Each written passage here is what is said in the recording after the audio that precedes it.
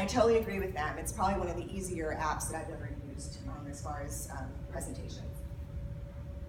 So award entry tip number 1. I know we have a fantastic photographer in the audience, David, but I definitely want to talk about if you're going to submit for an award, and I want you to treat every single one of your events as if you're going to enter it for an award. So if you go into that attitude when you're creating, designing, working with your clients, conceptualizing events, really think about it as, I'm going to enter this for an award.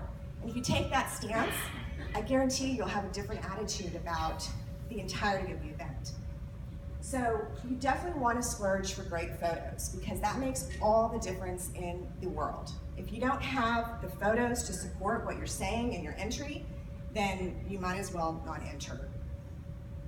I'm gonna halfway say that. Enter, but you definitely need to have the photos to back it up.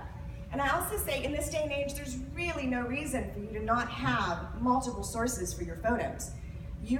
Everybody here has a great source of photography just on their phone alone. And I have found several times, and I'm gonna say this, no offense to the photographers, because I do hire photographers, and sometimes 2 or 3 for an event, because I want somebody photographing every single detail. But I also get my phone out, and sometimes some of the photos that I've taken on my phone, because maybe the photographer wasn't able to see something from my angle, I just sit there and just take photos all the time, or have an assistant that does that.